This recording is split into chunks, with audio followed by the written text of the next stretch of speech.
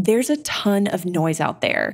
So how do you get decision makers to pay attention to your brand? Start a podcast and invite your ideal clients to be guests on your show. Learn more at sweetfishmedia.com. You're listening to B2B Growth, a daily podcast for B2B leaders. We've interviewed names you've probably heard before, like Gary Vaynerchuk and Simon Sinek, but you've probably never heard from the majority of our guests. That's because the bulk of our interviews aren't with professional speakers and authors. Most of our guests are in the trenches leading sales and marketing teams. They're implementing strategy. They're experimenting with tactics. They're building the fastest growing B2B companies in the world. My name is James Carberry. I'm the founder of Sweetfish Media, a podcast agency for B2B brands, and I'm also one of the co-hosts of this show.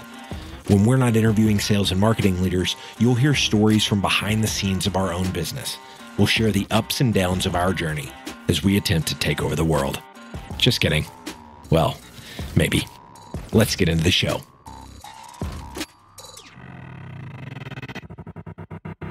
Welcome back to B2B Growth. I am your host for today's episode, Nikki Ivy with Sweetfish Media. Guys, I've got with me today Alex Kevork, who heads up product marketing and B2B marketing at Monster. Alex, how you doing today? I'm doing great. Thanks for having me. Good. I'm super excited to talk about what we're going to get into today. We're going to be talking about recruitment marketing, who owns it, what some of the overlaps are, and just some best practices. And I'm excited to dig in. But before we do, Alex, I would love it if you would just give us a little bit of background on yourself and what you and the folks at Monster have been up to these days. Yeah, you bet. It's pretty exciting stuff. So I've been in tech for plus or minus 13, 14 years now. I've been in the startup space a lot. But Monster is really exciting because we have that feel, right? We're an older company. We've been around for 25 years. We were one of the first 500 URLs ever registered on the World Wide Web. And we existed back then to kind of fix a broken system where people were scrambling through newspapers, calling on companies trying to get jobs and sending in their resumes into these black holes and knocking on doors, essentially. And it was a total nightmare. So Monster came in to fix that broken process and brought the job hunt onto the web. And over that time, we have evolved a lot, and we've focused in some of the right places and some of the wrong places. And now we're at a point where the job board world is kind of commoditized, and it's become essentially a nightmare again. The candidates feel as though they are a product that's being sold to employers, and the employers feel like they're not getting great quality and they're having trouble finding the right people. And nobody feels like there's a platform that's really on their side to help them through this really important phase of their life. And so what we're doing is we're trying to reinvent that again. And we've got a great team heading up doing this. And in reinventing that, we help candidates really showcase themselves in a way that shows who they truly are, their real selves, and helps employers also do the same. And so what that does, it enables a better fit between the candidate and the employer and really helps them find the right fit for what they're looking for and what they care about. And so that is more than just a better job board. That is really reinventing the way we envision the job search and candidate search experience and connecting the right people for the right fit. So it's really exciting, and we're headed in a great direction here. Yeah, no, I agree. Everything you said, my favorite part of it is the spirit behind it is so focused on the experience of the people on both ends who are engaging with the platform, right?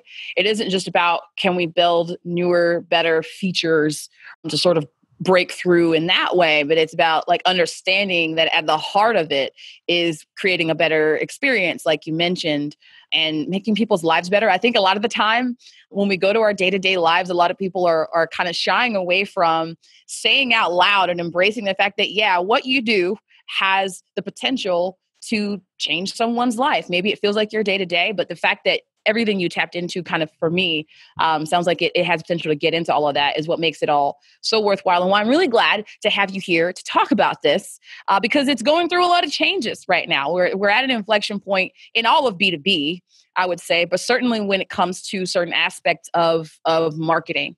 So when it comes to recruitment marketing, who owns this function? What does that look like just make this clear for us, Alex. What is recruitment marketing anyway?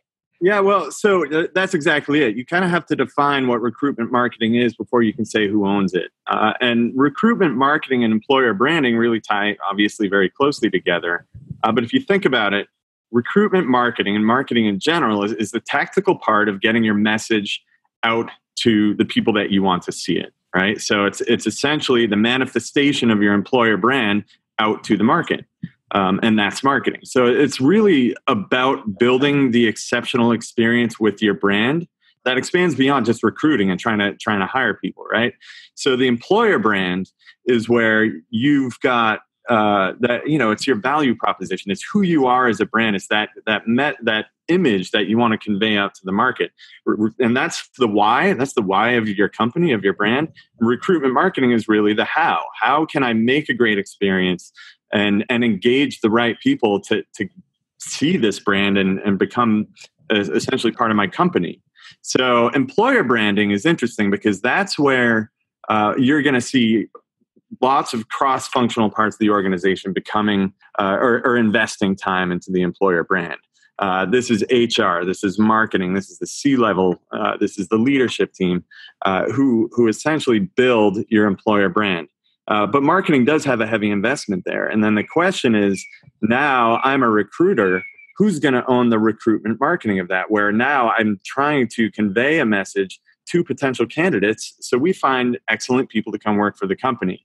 And a lot of times there is the perception that marketing kind of starts to step away from that. And recruitment marketers are left holding the torch to try and, campaign or find the right people. And if you try and keep recruitment marketing coupled to employer brand, you're going to have more investment from the marketers. And that is really helpful, right? Because it's not left alone to trying to build your own campaigns, or you're not left to hoping that what you're doing aligns with the brand and you're not being shunned off by marketing. And it becomes more closely aligned. Granted, you will have more involvement for marketing, which means they do want to take more control over the brand and what the message is and what it looks like. But if you can find the right balance there, it is important to have the two coupled. Today's growth story centers around Exactly, a SaaS company that helps enterprise companies with their incentive compensation. They'd worked with search marketing agencies in the past, but they'd had issues with transparency and ROI. They wanted to improve net new leads via their organic and paid search channels, so they reached out to Directive. Optimizing search engine market share for Exactly was the top priority. Directive did this by improving search engine visibility for target audiences at the bottom of the funnel. In order to generate qualified leads, they focused on value-driven content on relevant, winnable terms, landing page testing on PPC platforms, and a laser focus on third-party directory optimization, specifically Capterra. Directive grew sales accepted lead volume by 100%. Increased Capterra conversion volume by 336%, and boosted pre-qualified clicks to Capterra by 39%. If you're looking for results like this with your search engine marketing, there's a good chance Directive can help. Visit directiveconsulting.com and get a free customized proposal. All right, let's get back to the show. Yeah, 100%. But what happens is, especially you mentioned startups here at the top of the conversation. I spent a little bit of time in these startup streets. And what I observed is, often the recruiter or recruitment in a startup is like one person, maybe two a lot of the time. And then the marketing team has a bit more resources depending on the stage that they're at. And so like you said, if those aren't aligned, if marketing is doing its own thing and recruitment is on an island all alone, that's how you end up with a disconnect, right? Folks having a conversation with recruitment about what their experience is going to be like. And then as it differs from maybe something that marketing was doing at the very beginning, sort of to put the job out there in terms of the job description and what they can expect overall with the employer brand, like you talked about. And it can all get very confusing. So yes, that alignment is extremely important. Talk about, once we've defined it, which I think we have, right? Which is this thing that exists separate from employer branding, that is there to sort of talk about to attract the best talent and talk about what the experience is going to be like. How can folks best do that? after we've got those teams aligned, now what does the recruitment marketing team got to do to really nail it? Sure. Well, you have to think about essentially the different stages of it as someone engages with your brand. First and foremost, you want to use recruitment marketing to elevate your brand awareness. Just let people know that you're out there, and let people know that you have a brand and you have an image and you have something that you care about, right? You have a value proposition. So the experience starts with the awareness. But then you need to evolve that. So you need to go from awareness to actually sparking interest and using your employer brand to convey a message that sparks that interest. So like things like an employer value proposition, we call them EVPs. That's what starts to spark interest and say, well, this could actually help me find the right fit within this company because it's something I care about. People today especially are purpose driven. And if you can convey that, that helps to spark that interest. And that compelling EVP then brings people from interest into consideration. Okay, I could actually consider working for you.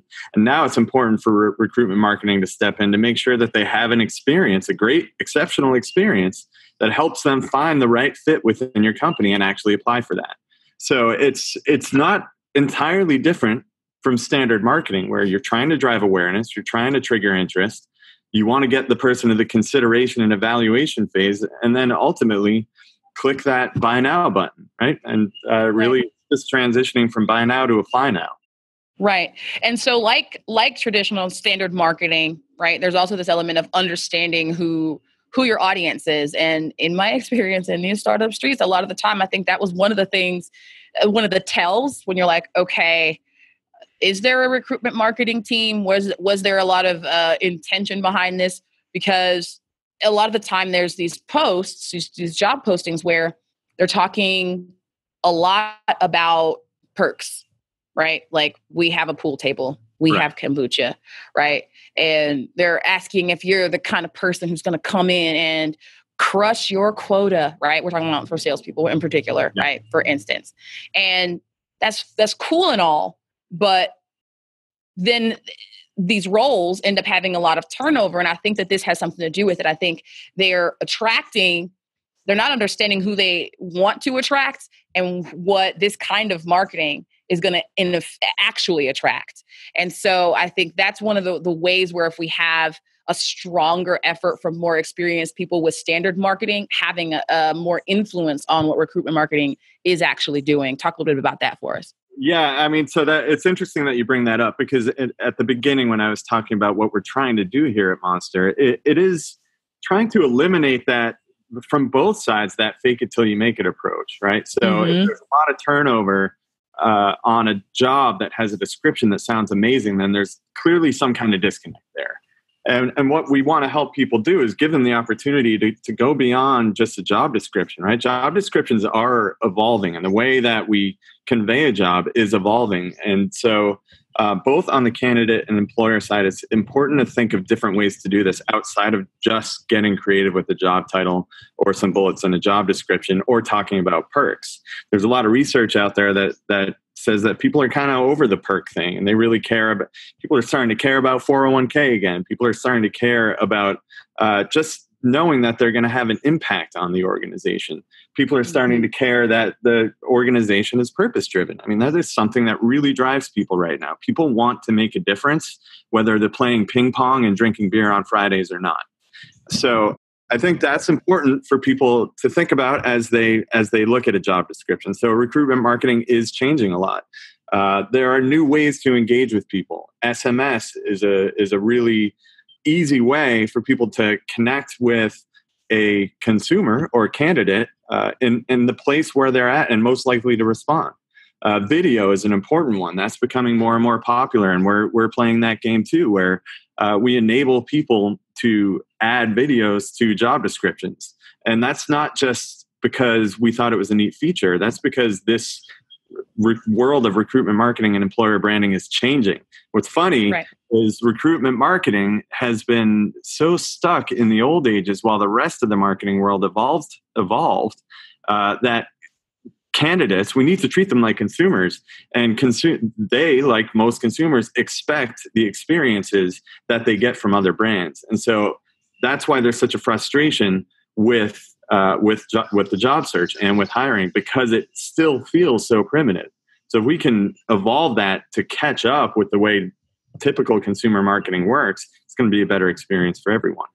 Yeah, I love it. I know it looks like I'm texting while you're talking, but I'm taking notes here. I love what you said. People want to make a difference, whether they're playing ping pong and drinking beer on a Friday or not. Amen.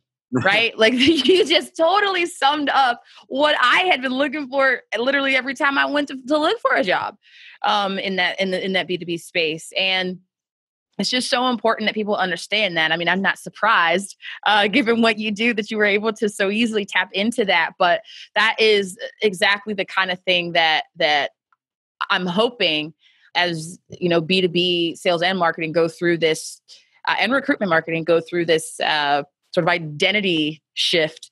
That's one of the things that I hope comes through, right? Where we understand it doesn't have to be binary, right?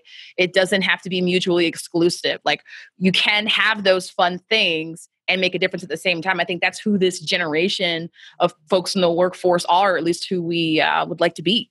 So thanks so much for fleshing that out. There's a million other questions that I would love to ask you on the subject, but for the sake of respecting your time and keeping this concise, I have to ask you, now that I've picked your brain and seen what I could get out of it, got to ask you about what you're putting in it. Alex, tell us about and some resource, some educational resource that you've been engaging with here recently that is informing your approach or that's just got you excited these days. Yeah, sure. So I do, just in marketing in general, one of my favorites really is Marketing Profs. They are just such a great resource, and it spans so many different, basically just areas of marketing in general. They're a really great firm, and Ann Hanley is one of the heads over there. I'm sure you've heard of her, but if you haven't, check her out. Check out Marketing Profs. They're great. I really love ERE for industry-specific information, and I love SHRM for industry-specific information. These are places that I go to learn and also help ideate on my own. And then outside of that, some of the things that just kind of keep me grounded are moving around, being outside. I like to surf a lot, and that is the one place in the world where I can go to really clear my head and also learn that no matter how good I feel like I'm getting at something, there can always be that one wave that kind of humbles you and puts you back on the ground, essentially. And you know, that's something that I think everyone should be aware of, and it helps me kind of keep a level head in the rest of my life and in work. So that's those are my outlets and where I get some information. I love it. Thank you so much for sharing that with us. I love the waves analogy. I think about that a lot. I can't swim, right? So there's that. But I was just this past summer, I was in Myrtle Beach. And I usually I just only walk out to the water just as far as I can. You know, it comes up to my chest, my abdomen, and then I start to panic. Right, like I have real fear of being submerged in water. But anyway, so I'm out there. My husband's like, "Come out farther with me," and I'm like, "No." So he grabs my hand, and one wave sort of knocks into us, and I'm like, "I'm going to go back to shore." And he says to me, "It's okay. Just stay, hold your ground and get as far as you can until the next wave hits." And it just meant it impacted me in all these ways. It was like, that's what it is. That's what I'm trying to do in life. I'm trying to just get as far as I can until the next wave hits. And then the fear goes away. Because then you know that after it hits, you just go a little bit farther and a little bit farther. That's for those of us who have to walk in the ocean, though I'm sure there's other metaphors for folks that can swim. But anyway, I know that just like me, everyone listening, Alex, has become a fast fan of yours, and they're going to want to keep up with you. Tell us how people can connect with you. Sure. You can find me on LinkedIn. It's just LinkedIn/Alex Kevork. My Twitter handle is @AAKEVO. And those are two great ways to find me. Perfect. Y'all go out and do it. The man knows his stuff. This has been so much fun. I'd love to have you on again in the future to talk even more about some of the things that we missed today. But this has been a blast, man. You have a good one. All right. You too. Thanks so much. Looking forward to the next time. We totally get it. We publish a ton of content on this podcast, and it can be a lot to keep up with. That's why we've started the B2B Growth Big Three, a no-fluff email that boils down our 3 biggest takeaways from an entire week of episodes.